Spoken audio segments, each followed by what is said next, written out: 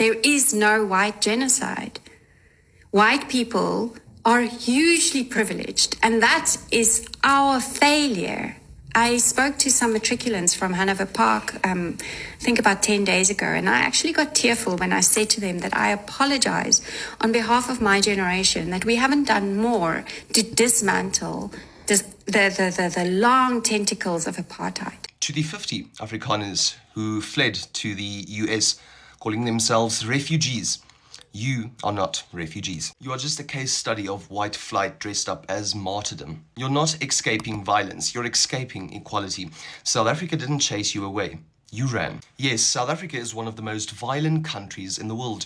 Yes, brutality exists. But let's be honest, violence affects all communities, not just white farmers. Black, colored, Indian, and yes, white people are all targets of a national crime crisis. What we have is a breakdown in safety, not a white genocide. This is not ethnic cleansing, it's criminal collapse, and running to the US won't fix it. You are part of a 7% minority, but somehow still manages to control over 70% of the wealth. That is not persecution, that's privilege on a guilt trip. And let's be real, if we tried to relocate just half of the Afrikaans population, it would take decades, billions in logistics, and you'd still end up culturally homeless in a country that don't want your apartheid baggage. You're not brave, you're not victims. You're scared of a world where you don't get to be in charge, and that makes the rest of the Afrikaans community cringe, because you make us look weak. South Africa is broken, and it's our problem to solve. So if you don't have the spine to do so,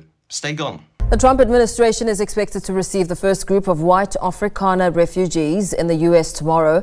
In a statement, the U.S. State Department says the white Afrikaner refugees are victims of unjust racial discrimination. Meanwhile, South Africa's Department of International Relations and Cooperation has reiterated that the discrimination claims against white Afrikaners are unfounded. This group of white Afrikaners are at the OR Tambo International Airport, where they are expected to catch a commercial flight to the United States. They're expected to land at the Dallas International Airport in Washington tomorrow morning, local time in the U.S. South African government have dismissed unfounded allegations that the white Afrikaners are being targeted for persecution and discriminatory laws in South Africa. Last week, the South African Deputy Minister of International Relations and Cooperation, Alvin Boertes, spoke to his U.S. counterpart on this matter. Pretoria was frank in refuting allegations that it's marginalizing the white Afrikaners in the country. The president has shown support for South African refugees that are coming to the United States next week. Can you talk about what these refugees are fleeing and why this is a priority for the administration? Well, the president has actually signed an executive order on that matter. My office can get it back to you, Michael. But this group in South Africa has faced racial persecution. In fact, the government there has vowed to take away their farmland that they own. And so the president has talked significantly about this. As for further details on refugee claims and asylum claims, I would defer you to the State Department. Deeply and morally wrong-headed and repulsive. These are the descendants of the people who created the most diabolical system of white supremacy in human history, apartheid. They're not directly responsible for it, but it was a system that actually moved black people off of the arable land.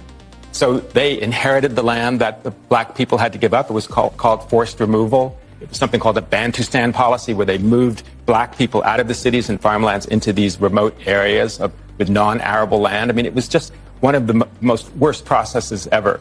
But what has happened in this strange, bizarre world we're living in is that the Afrikaners have become the darling of these right-wing, white supremacist movements around the world. Trump amazingly called it a genocide, one of the worst lies I've ever heard him say. There's just been a small handful of farmers that have been killed over the past 10 years. No land has actually been expropriated. Hello, Africans. I don't know whether to laugh or to cry, yet something funny is happening. You see, sometimes nature will do the job for you. You don't need to struggle that hard. Sometimes nature will do the job for you. But why am I saying this? I'm saying this with relation to what is happening right now between the South Africans, the American government, and the black South Africans.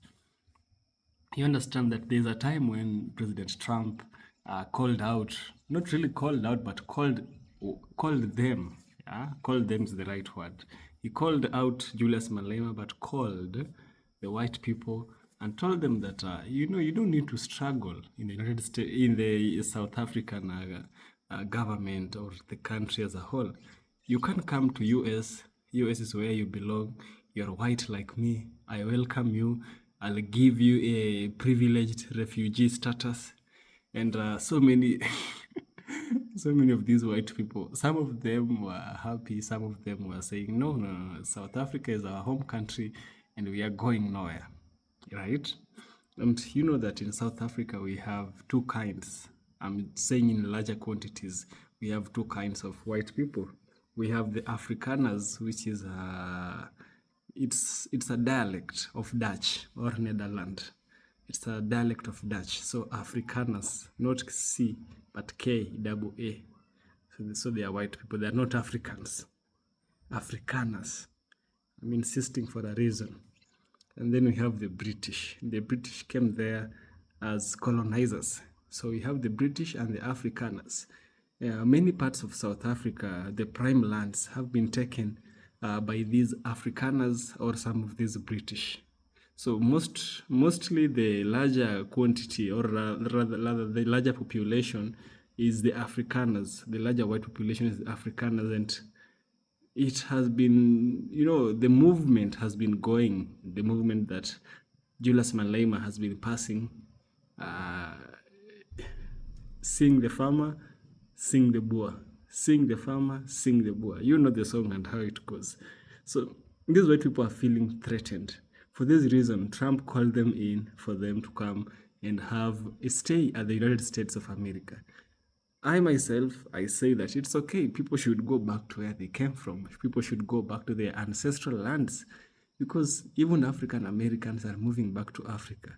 Why can't white people go back to where they really came from? That is my thought. So this whole agenda is having mixed reactions all over.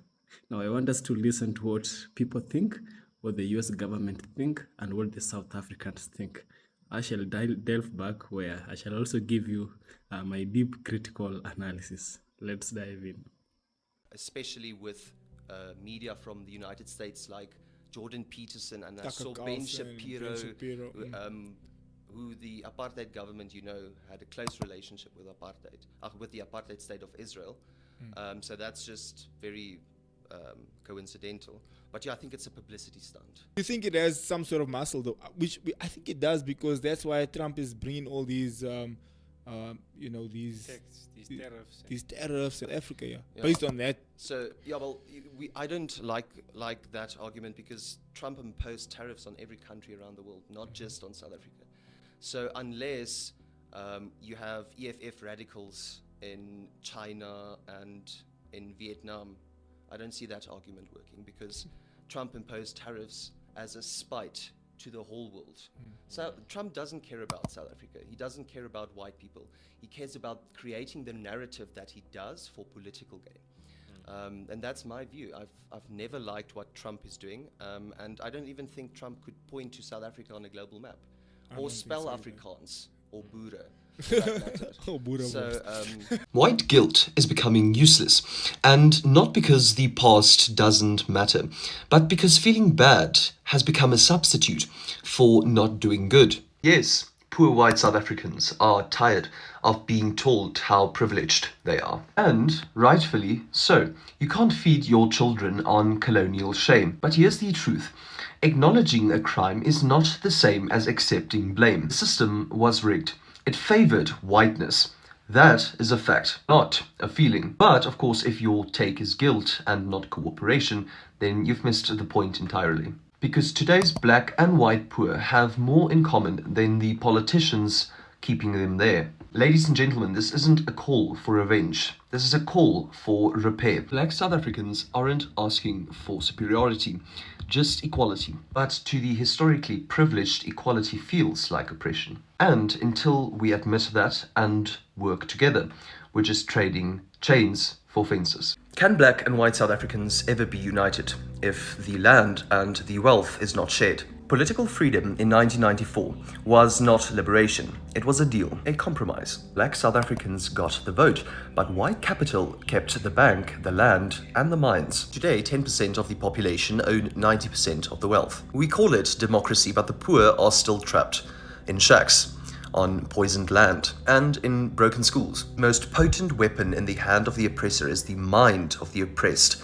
Steve Biko. Been taught that equality is chaos, that asking for the land is too much. Yet, Stellenbosch thrives while the Eastern Cape dies. The suburbs are armed and the townships are hungry. That is not peace, that is a ceasefire. Ladies and gentlemen, until every South African has land, until every South African eats, until the domestic worker's child and the CEO's child get the same education, there is no unity and there is no nation. Talk about rainbow nation lies when the color still bleeds unequal. The United States says it is the start of a larger relocation effort for white South Africans, which it claims are being persecuted because of their race. Now, the South African government has dismissed the U.S. government's allegations as completely false. And in other news developments, Ukraine's President Volodymyr Zelensky has given a cautious response to Russian President Vladimir Putin's offer of direct peace talks. But to talk to us more about some of these developments, we're joined virtually now by a researcher at the Thabo Mbeki School of Public and International Affairs at UNISA, Advocate Sipho Mantula. Advocate Mantula, good to have you with us here on Morning Live. Welcome. All right, we seem to have just lost that connection to Advocate Mantula, working to get it back. But of course, so much happening. We heard earlier with our correspondent, Trent Murray, in that crossing to Tel Aviv this morning, what the latest is. The U.S. President Donald Trump, he is embarking on an official trip to the Middle East and, of course, visiting 3 countries, but will not, of course, be visiting Israel during this particular visit. But also, of course, later this week, there is expectation of direct talks between the Ukrainian President Vladimir Zelensky and his Russian counterpart, Vladimir Putin, in Turkey. But it remains to be seen, because Zelensky has indicated that he most certainly will be there in attendance. And the question now is to see whether the Russian President Vladimir Putin will attend these talks in Turkey. We know when Donald Trump came to office, he was very clear and determined to end that war between Russia and Ukraine.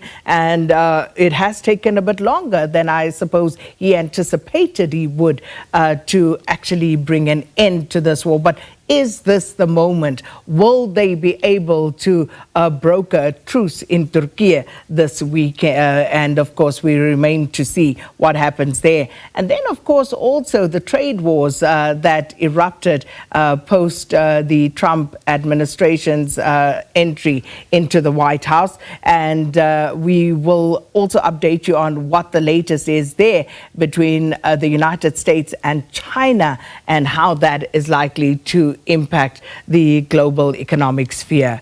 But I believe we do have Advocate Sipho Mantula back. Advocate Mantula, good morning and welcome to Morning Live.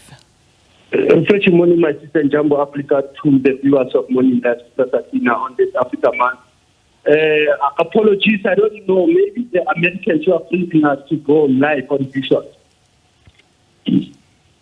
Now, and I want to start on that point, Advocate Mantula.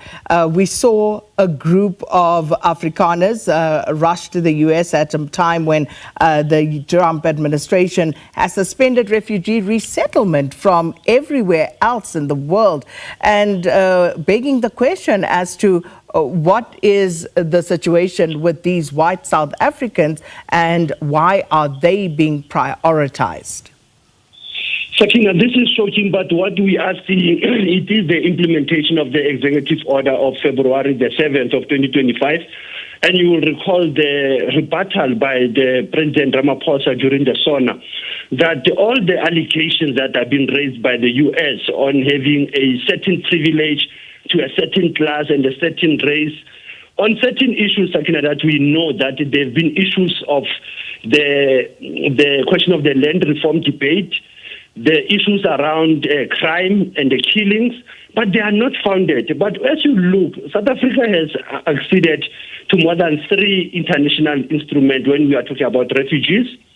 We have our Refugee Act of 1998, where there is actually what we'll call abusive application of asylum seekers. And that's what we are seeing now with this move of the 49 white South Africans who are becoming delinquents, by the way, Sakina, because when you look at the Refugee Act, there must be some threat, there must be some fear, there must be some prejudice.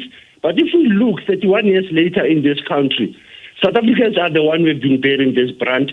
I don't think this will actually sound very well when we look at the geopolitics between South Africa and U.S. We have seen our Deputy Minister of Foreign Affairs, Alvin Botes, on Friday, trying, or what I'll call trying to massage Americans on trying to re-educate them on the refugee laws and how do we treat this matter. Some of us, again, we have said, maybe this issue of the white African refugees should have been ventilated at the delayed national dialogue. Probably President Ramaphosa delayed this national dialogue. We should have dealt with these fears and uncertainties of the white communities. And the point you touch on there, Advocate Mantula, about the Refugee Act, because who is a refugee and under which circumstances do this group of South Africans, and of course we are told that there would be more, there would be a bigger group that will follow on this. So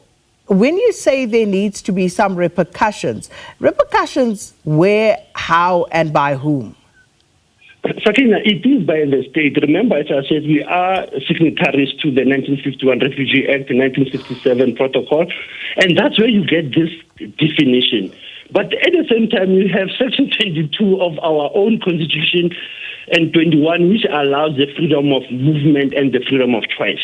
So there might not be a serious repercussions, but there must be lessons learned in terms of people who have peddled wrong information, claiming that in South Africa there is genocide happening.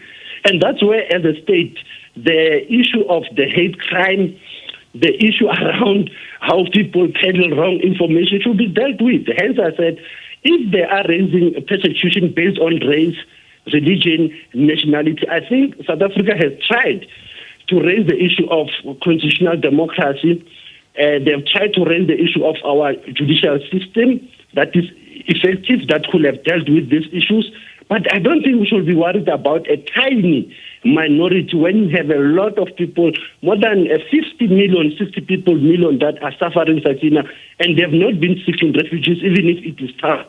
And we know very well that we are also experiencing refugees from other African countries that we have to deal with. So when you look at this case of the white African refugees and their misinterpretation of international law and our own national law, because I think Dirko is correct to be saying that how are you going to justify if you have to return back? Because it seems now you are applying what we call a dual citizenship. So is it clear at this stage, Advocate Mantula, exactly how many Afrikaners have applied or been granted this refugee status? Remember, Sakina, we had the numbers of 150 to 60, but for now you have to go through a vetting process, which is done by our Immigration Home Affairs, and to be done by our Criminal Intelligence Unit to look at criminal records. But also we have to look at the issues that will mean to then say that if they are applying, are they going to be certain where they are going? Because it seems that they have a special privilege. Trump is busy chasing Africans out of the U.S., and he's allowing a certain class of tourists, by the way, to the U.S. as refugees. And that's how we can say that the numbers will either go high or they will go low, because we know, Sakina, that there are numbers of Afrikaners and white people who are not happy about this move that came out with the executive order of 7 February. And then just moving on to Donald Trump, but in a different context, the U.S. president is embarking on first foreign trip of the second administration, a major trip that is, with a tour of the Middle East. So what is to be expected here, Advocate Mantula? Sakina, remember, this is another replay. In his first Trump administration, 2017, he went to the Gulf one looks at the Gulf ties between the U.S. But this time, Armenia, it's not Tel Aviv, yes, it's not Israel, but he's going to strengthen his efforts with Saudi Arabia on the issues around security, pacifying Iran, going to Qatar, the Doha. We know his interest in the DRC minerals now, as Doha has been one of the mediators. And when you look at United Arab Emirates also, there are issues of economic ties. Sending private planes to pick up 8,000 Caucasian South African refugees when we're kicking people out that are in the middle of their immigration proceedings here in the U.S. now. Literally having people show up for their final steps of their immigration process and having them arrested, detained, and deported. Doesn't make any sense to me unless...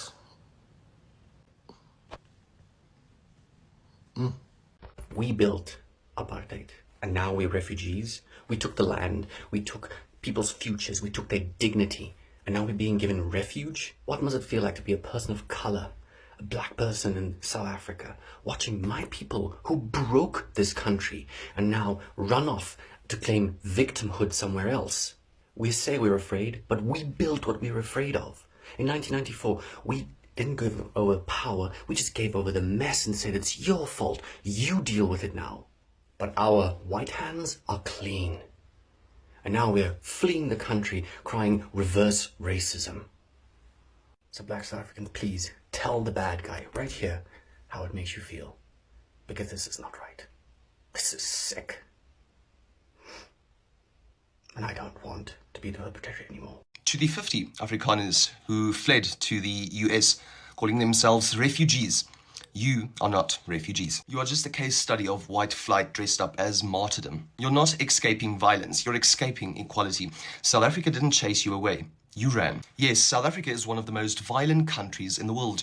Yes, brutality exists. But let's be honest, violence affects all communities, not just white farmers. Black, colored, Indian, and yes, white people are all targets of a national crime crisis. What we have is a breakdown in safety, not a white genocide. This is not ethnic cleansing, it's criminal collapse, and running to the US won't fix it. You are part of a 7% minority, but somehow still manages to control over 70% of the wealth. That is not persecution, that's privilege on a guilt trip. And let's be real, if we tried to relocate just half of the Afrikaans population, it would take decades, billions in logistics, and you'd still end up culturally homeless in a country that don't want your apartheid baggage. You're not brave, you're not victims. You're scared of a world where you don't get to be in charge, and that makes the rest of the Afrikaans community cringe, because you make us look weak. South Africa is broken, and it's our problem to solve. So if you don't have the spine to do so, stay gone. To all of the South African Afrikaans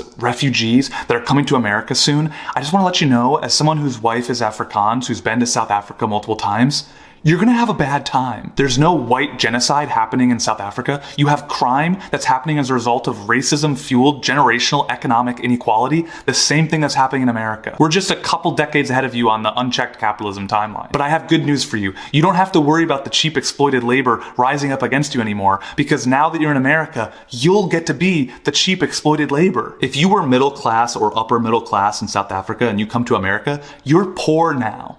Like, really poor. You're not gonna have maids and gardeners and personal servants that you can pay $15 a day for. Now you get to be the cheap labor. But by all means, please come to America and experience the American capitalism that Elon Musk's been raving about to you. You'll probably love it. You know, what do I know? There's probably very little chance that you'll end up going back to South Africa in a year or two after realizing how overpriced and fucked up America is. I wouldn't even worry about that as a possibility. And if you think I'm being mean to these people because I think they're a bunch of racist, bigoted colonizers who wish they could go back to apartheid South Africa, it's just because I do think that. But to them, I say, welcome to the American dream. Please let me know when you've woken up from it. I gotta say, it is quite interesting that even their own people are calling out these white South Africans. They're like, you know, the truth is there is no genocide going on in South Africa. This is all propaganda just to make black South Africans look bad. And this is the thing they've always done. They come do the shittiest things to, you know, people's nations.